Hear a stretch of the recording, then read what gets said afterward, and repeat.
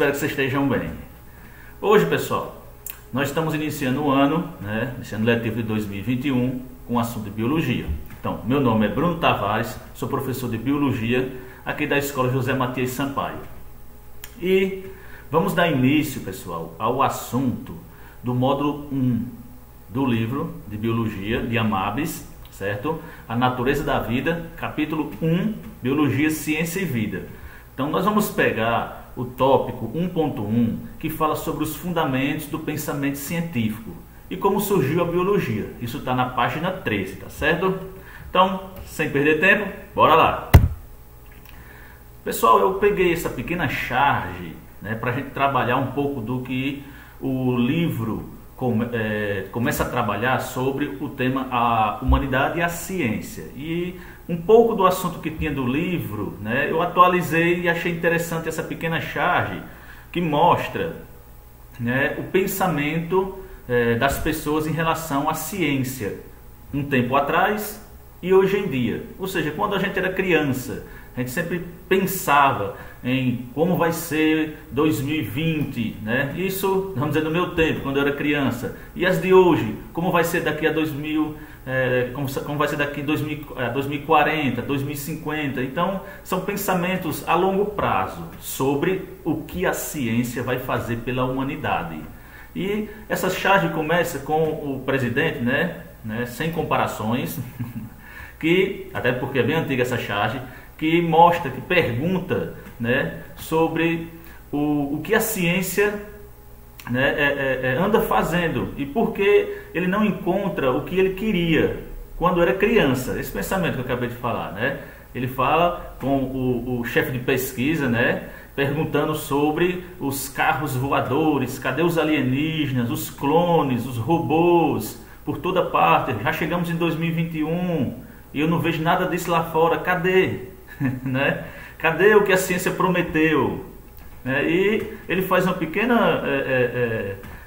piadinha, uma pequena pausa dramática, digamos assim, para explicar o porquê, E que ele diz que, presidente, desculpe, mas é que não estava no cronograma, não estava nos nossos planos, ter que parar as pesquisas, ter que parar a ciência para explicar para o povo que a Terra é redonda, que não é plana, que vacina funciona e para por aí.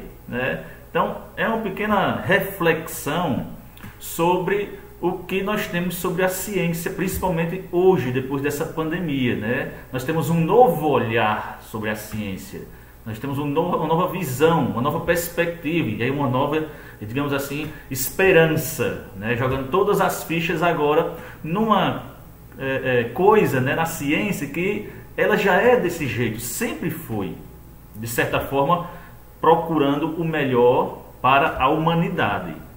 No texto do livro, ele coloca outros aspectos um pouco mais negativos relacionados às ciências, ou seja, a criação de coisas, de tecnologias feitas pela ciência que levaram à morte, tipo bombas atômicas, armas, certo?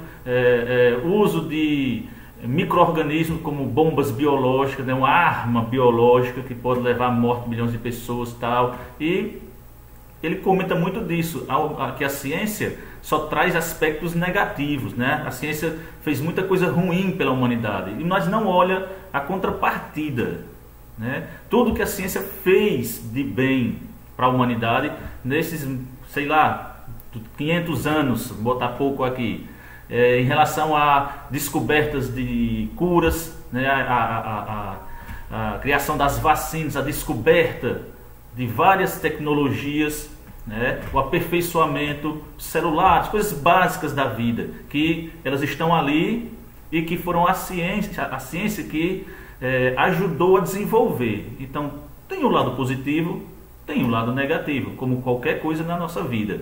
Então, a ciência sempre tenta trazer o que é de mais positivo para a humanidade. É importante ressaltar que o que importa mesmo é como você vai usar essa tecnologia, como você vai usar ela, se é para o bem, se é para o mal. Um celular é uma ferramenta tecnológica, pode ser usada para o bem pode ser usada para o mal, assim como qualquer outra fonte tecnológica ou mesmo biológica, por aí vai. Então, pessoal, essa reflexãozinha mostra que a ciência ela não é ela não é estática, certo? Ela é dinâmica, ela muda constantemente. Só que para mudar, ela precisa de tempo para se aperfeiçoar. Então, as vacinas de hoje, elas precisam de um tempo para que elas possam ser utilizadas pela humanidade. Pela questão da pandemia, esse tempo foi reduzido, certo? As vacinas levam, às vezes, décadas para serem aperfeiçoadas e chegarem ao ponto ideal que ela vai combater aquele antígeno, doença. Mas pelo modo que nós estamos andando na pandemia, isso teve que ser acelerado, certo? Vamos lá. Nós temos aqui uma coisa importante sobre a ciência, que como um todo, ela é responsável, como está aqui, né, pelas transformações que nós temos em várias áreas da nossa vida, da humanidade. Como está aí, a área da saúde, como eu falei, né, descobertas de vacinas, descoberta de novos remédios, antibióticos que ajudam a combater doenças, tecnológicas, né? A tecnologia, podemos nem falar tanto, né? São milhares de avanços tecnológicos. Os mais importantes, computadores, celulares, né? Fora outros que a gente não menciona, né? Como microscópios que melhoraram muito o poder de resolução, isso ajudando a observar estruturas e explicar coisas. Telescópios observando vários e vários quilômetros, milhares, centenas de milhares de quilômetros fora do nosso planeta, fotografando galáxias e por aí vai, né? Cultura, então tem uma ajuda muito importante, entre outras áreas. Então a ciência ela está praticamente 24 horas no nosso dia. A gente é que não percebe, mas está lá. Aqui tem um pequeno vídeo que eu peguei sobre 2 minutinhos sobre o que é a tecnologia no Brasil, como anda o avanço. Está se desenvolvendo muito, precisamos de muito dinheiro para que isso aconteça. No Brasil, a gente precisa de mais investimento, muito mais do que a gente já tem, para que a tecnologia, a ciência no Brasil avance. Então vamos lá. De quase 4.000 metros quadrados de construção, 7 andares com pelo menos 50 laboratórios. Dentre esses laboratórios, a gente tem todas as áreas, né? Então, engenharias, química, física, biologia, biotecnologia, são várias as áreas do conhecimento que estão juntas no mesmo prédio dedicado à pesquisa. E um andar, que é esse que nós estamos, que é o terceiro andar, que nós temos metade administrativo, que envolve a Pró-Reitoria de Pesquisa, na qual eu estou alocada, agência de inovação e metade também laboratório de pesquisa. Instalado no campus Santo André da UFABC, o complexo estava previsto no projeto inicial da universidade e foi totalmente financiado pelo Ministério da Educação. Esse investimento foi alto, foi do MEC, né? Então foi um investimento que foi acordado lá no começo da universidade. Então o MEC de fato garantiu a verba para que a gente construísse, né, o espaço, e aí chegou na ordem de bons 50, 70 milhões. Aí. Parte dos laboratórios já está ocupada e com pesquisas em andamento. Neste aqui, a pesquisadora trabalha com bactérias que podem fornecer uma enzima para a produção de extrato de baunilha, aquele mesmo de uso culinário. O produto que está em desenvolvimento na UFABC pode ser uma alternativa ao extrato produzido atualmente, que leva petróleo na composição. Financiados com verbas públicas, os estudos realizados no complexo vão afetar diretamente o cotidiano das pessoas. A população tem que entender que aquele medicamento que está na farmácia, né, na prateleira que ela foi lá comprar, ele foi desenvolvido às custas de muita pesquisa, muito estudo. Entender que o esmalte ou a tinta do cabelo, né, exemplos básicos, a própria comida, a alimentação, né, os alimentos todos que podem ser transformados, tudo isso é pesquisa. Os cortes no financiamento de pesquisas não vão atingir de imediato o funcionamento dos laboratórios, mas a médio prazo os efeitos da falta de dinheiro vão aparecer. As grandes potências mundiais, apesar de todas as crises que já viveram também, como nós estamos vivendo nesse momento, em nenhum momento deixaram de investir em ciência e tecnologia. Por quê? Porque já se sabe que se para de funcionar o motor, lá na frente a gente não vai ter resultado nenhum. Então o país não progride.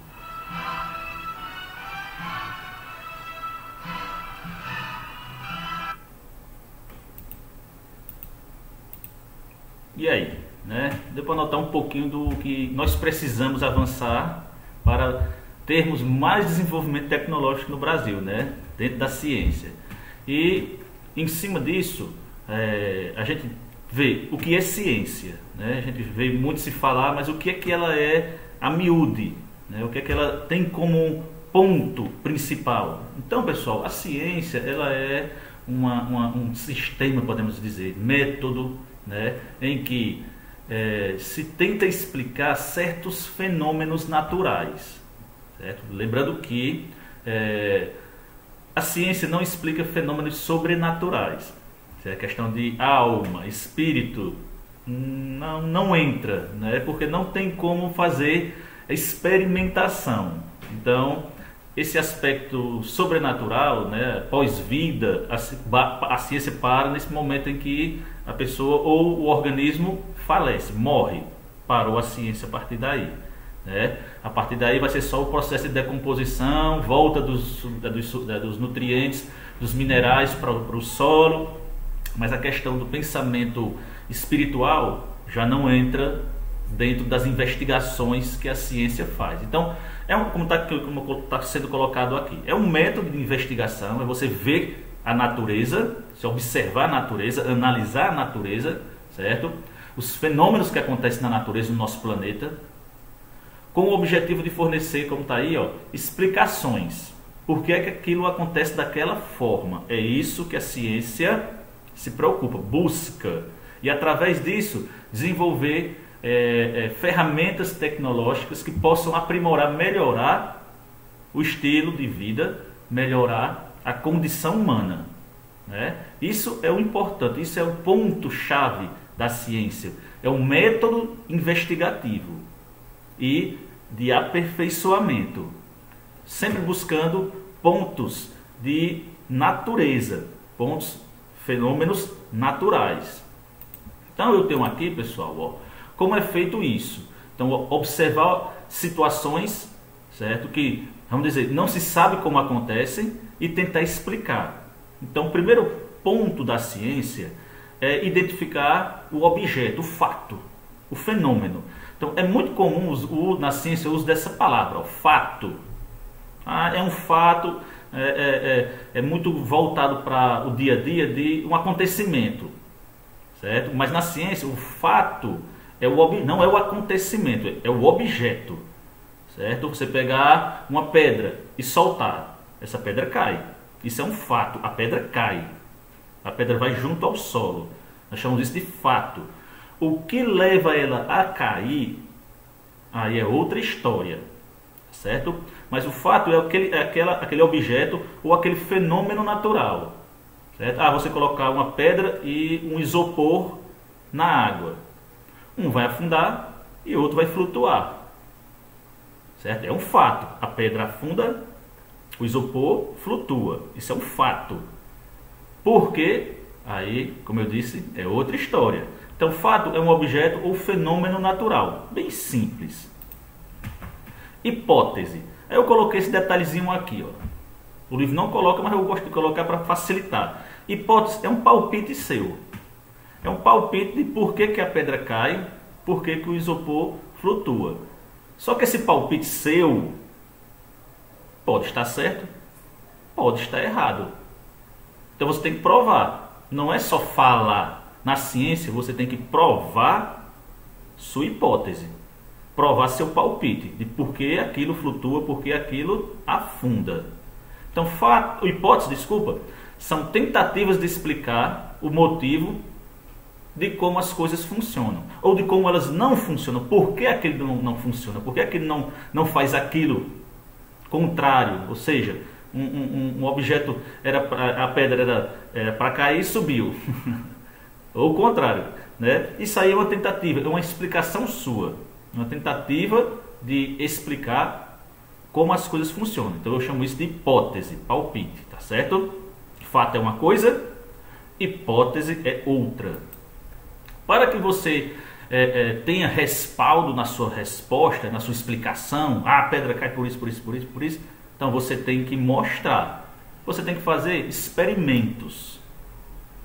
certo? Esses experimentos, lógico, não é da primeira que você vai acertar. Os cientistas fazem experimentações de várias formas possíveis e em grande quantidade, não é 1, 2, 3 experimentações, como a gente gosta de fazer, e aí fica com raiva, porque não está dando certo. Então, a ciência, ela costuma ser assim, vai sempre mais errado do que acertar, até chegar ao acerto. Depois daí, pronto. Aí você chegou ao seu ponto de explicação. Então, a experimentação é importantíssima, é um ponto-chave. É fazer testes, certo? Sobre sua hipótese, sobre o seu palpite, e isso vai levar a uma aceitação ou não do seu palpite, certo? Então, experimentação é só isso, é fazer testes, experimentos. Dedução é uma situação em que a hipótese seja verdadeira. Então, você chegou ao X da questão. Viu por que está certo meu palpite? Meu palpite está certo por isso, por isso e por isso. Então, é a sua dedução. Você deduziu que, devido a fatores X, Y, a pedra cai. Isso nós chamamos de dedução. É uma tentativa de você mostrar que sua hipótese é verdadeira. Então, eu chamo isso de dedução. Quando você deduz, certo? Chegou ao ponto X da sua questão, você vai criar sua teoria. O que é sua teoria? É sua explicação científica sobre por que a pedra cai.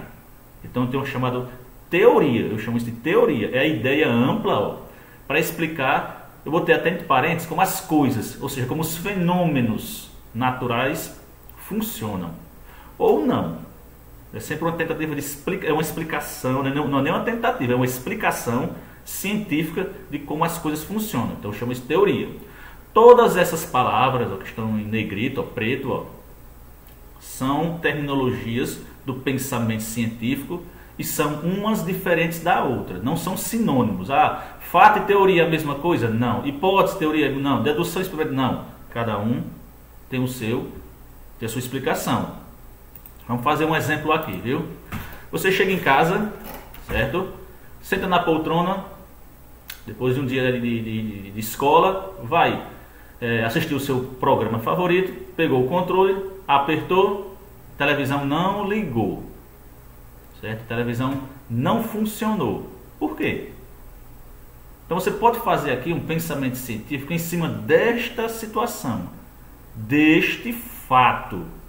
Mas Bruno, qual é o fato aqui? O fato é o seguinte: a TV não funciona. Isso é um fato. Você apertou, não ligou, está lá, desligada a TV. Isso é um fato. Qual é o segundo passo que eu faço?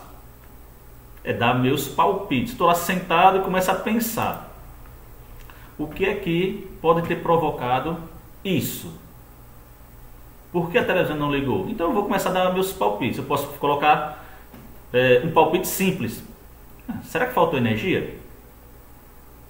Né?